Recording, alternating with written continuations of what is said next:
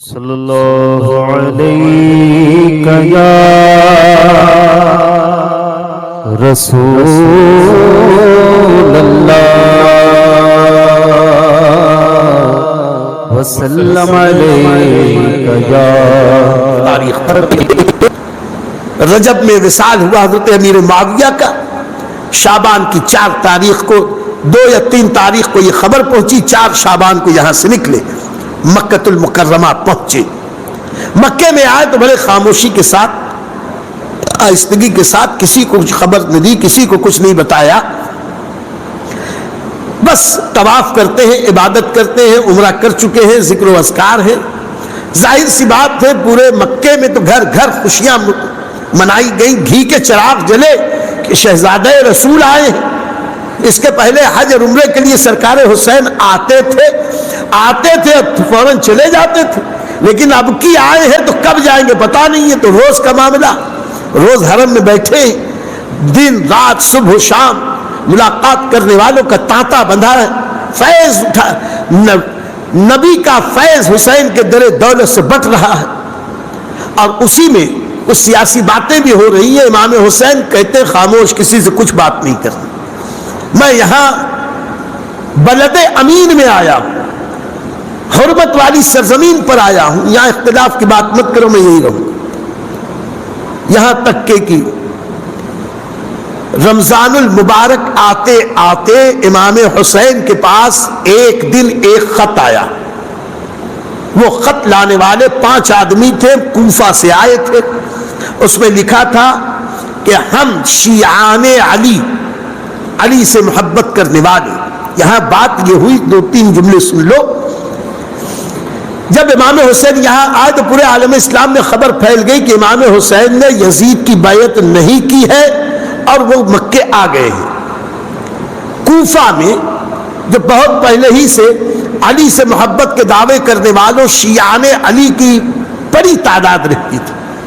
سلیمان بن سرد نام کے ایک محب اہل بیت کے گھر میں ایک میٹنگ ہوئی. سارے لوگ آئے, جمع ہوئے, میٹنگ میں بات چیت ہوئی کہ کیا کرنا چاہیے. تو سب نے کہا کہ امیر معاویہ فوت ہو گئے, یزید تخت حکومت پہ بیٹھا. سب لوگوں نے مانا. امام حسین نے بیعت نہیں کی ہے. کہا کہ یزید کی بیعت سنت رسول کے خلاف, یہ اسلامی مملکت میں ایک بدعت ہے, ایک نئی بات ہے. میں اپنے جیتے جی سنت رسول کو بدلتے ہوئے نہیں دیکھ سکتا. بس یہ ایک نکتہ. باقی یہ جو یزید شرابی تھا, جواری تھا, کبابی تھا, اور ایسا تھا اور ویسا تھا, یہ سب بعد میں ہوا ہے. پہلے یہ سب عام بات نہیں تھی. اس وقت یہ تھا کہ, اور یہی امام حسین کے لیے بہت بڑی بات تھی کہ نبی کی سنت کے خلاف قیصر و کسریٰ کے طرز پر اسلامی سلطنت جو نبی اور صحابہ اور اہل بیت کی عظیم قربانیوں سے جو حکومت قائم ہوئی, یہ نظام مصطفیٰ قائم کرنے کے لیے ہو, یہ دین مصطفیٰ برپا کرنے کے لیے ہو, اسلامی قانون کے مطابق حکومت چلانے کے لیے ہوئی, اور اسلامی حکومت ہی کی بنیاد غیر اسلامی طریقے پہ ہو, تو حسین کیسے برداشت کر سکتا؟ کہا میں نہیں برداشت کرتا. تو سلیمان بن سرد کے یہاں شیعان علی نے میٹنگ کی کہ حسین نے ایسا ایسا کیا ہے.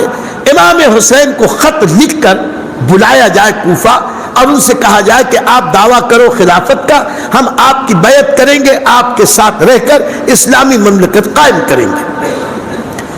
فرق سمجھ لو, امام حسن نے امیر معاویہ کو خلافت عطا کر دی, امام حسین نے بھی مان لیا, اس لیے کہ اگرچہ زیادہ حق امام حسن کا تھا, لیکن امیر معاویہ جو تھے ان میں کوئی ایسی کمی نہ تھی کہ وہ مسلمانوں کے امیر نہ ہو, اس لیے امام حسن نے دیا تھا.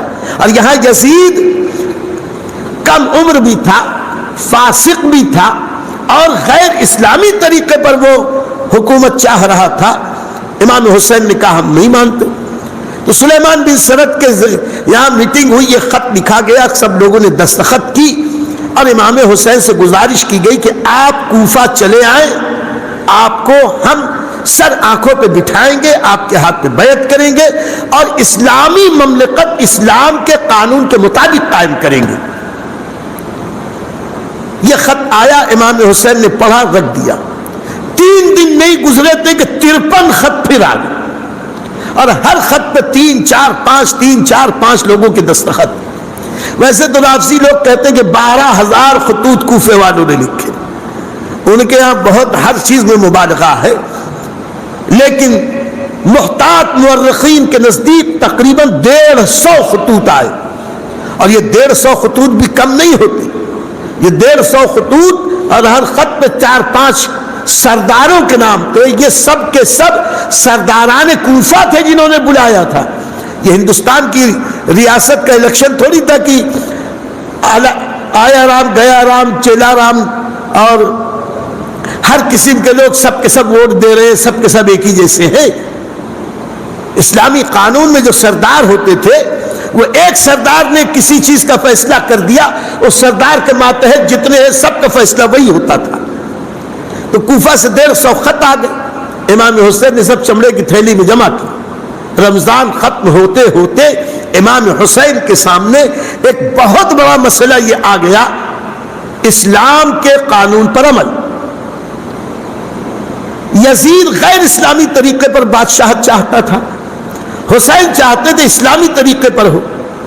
امام حسین کے پاس کوئی فوج نہیں تھی، لیکن پورا کوفے کے لاکھوں لاکھ لوگ، ہزارہ ہزار، 50,000 سے زیادہ، لاکھوں لاکھ اس لیے کہہ رہا ہوں کہ جب مسلم بن عقیل کا ذکر آئے گا تو آپ سنیں گے کہ 40,000 جوان تلوار لے کر عبید اللہ ابن زیاد کے دارالامارت کا گورنر ہاؤس کا گھیراؤ کیے تھے۔ جب 40,000 فوجی تھے تو بچے اور عورتیں ملا کے لاکھوں لاکھ تو ہوں گے۔ اتنی بڑی بستی کے لوگ امام حسین سے کہہ رہے تھے، حسین آپ آئیں، ہم آپ کو اپنا امیر بنائیں گے، یزید کے خلاف ہیں، ہم یزید کو بھگائیں گے، اسلام نافذ کریں گے۔ ایسے وقت میں امام حسین پر فرض تھا کہ وہ کوفہ والوں کی بات کو مانے۔ اگر امام حسین نہیں جاتے کوفہ اگر نہ جاتے تو میدان قیامت میں اللہ کو کیا جواب دے؟ یہ قوم کہہ رہی تھی ہم تمہاری مدد کریں گے، دین قائم کرو، اور ایک اہل سے کہہ رہے تھے، نا اہل سے نہیں، جو اہل تھا اس کا، جو حقدار تھا اس کا، اس پر دین اسلام کی روشنی میں فرض تھا کہ امام حسین جاتے۔ اس لیے امام حسین نے اعلان کر دیا کہ میں کوفہ جاؤں گا۔ جیسے ہی کہا میں کوفہ جاؤں گا، کوفہ جاؤں گا، کوفہ جاؤں گا، مکے کے بہت سارے ذمہ دار قسم کے جو مسلمان تھے، خاص طور سے عبداللہ ابن عباس، وہ امام حسین سے عمر میں چند سال بڑے تھے، اب وہ امام حسین کے رشتہ دار بھی تھے، وہ حضرت عباس کے بیٹے تھے اور یہ حضرت علی کے بیٹے تھے، نبی کے چچا زاد بھائی تھے وہ۔ اس اعتبار سے امام حسین کے رشتے میں نانا ہوتے تھے، امام حسین کے نانا ہوتے تھے، اور خاندان کے بڑے بھی تھے، حبر امت بھی تھے، فقیہ ملت بھی تھے۔ نبی نے سینے سے لگا کہ ان کے لیے دعا دی تھی، اللہ انہیں قرآن کی سمجھ اور علم عطا فرما۔ پوری امت میں سب سے بڑے مفسر آج تک جو ہوئے ہیں وہ حضرت عبداللہ ابن عباس، خاندان کے بھی بڑے، امام حسین سے چند سال بڑے۔ امام حسین رضی اللہ تعالیٰ عنہ کے پاس وہ آئے اور انہوں نے کہا کہ شہزادے، میں آپ کا بزرگ ہوں، خاندان کا بڑا ہوں، آپ کی بھلائی چاہتا ہوں، اپنا ارادہ تبدیل فرمانے کوفہ نہ جائے۔ امام حسین نے کہا کہ ام مکرم، میں نے طے کر لیا ہے مجھے جانا، 1 دن 2 دن 3 دن 5 دن، بار بار حضرت عباس ابن عبد المطلب آتے، کئی مہینے 2-3 مہینے تک یہ آنا جانا لگا رہا، بار بار روکتے۔ امام حسین کہتے میں جاؤں گا، میں جاؤں گا۔ حضرت عباس ابن عبد المطلب نے صاف لفظوں میں کہا، اے حسین، میں نے تمہارے عزم اور حوصلے کو دیکھ لیا، تم کسی صورت رکنے والے نہیں ہو۔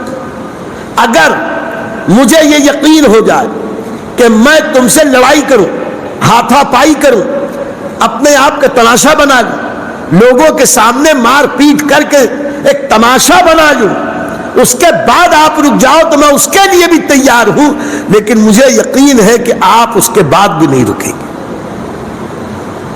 حضرت ابو سعید خدری راوی حدیث وہ آئے، بہت دیر تک سمجھاتے رہے، کئی بار سمجھایا، نہیں مانے امام حسین، میں کوفہ جاؤں گا۔ ابو واقد لیسی ایک صحابی وہ آئے، انہوں نے سمجھایا، امام حسین نے کہا نہیں میں جاؤں گا۔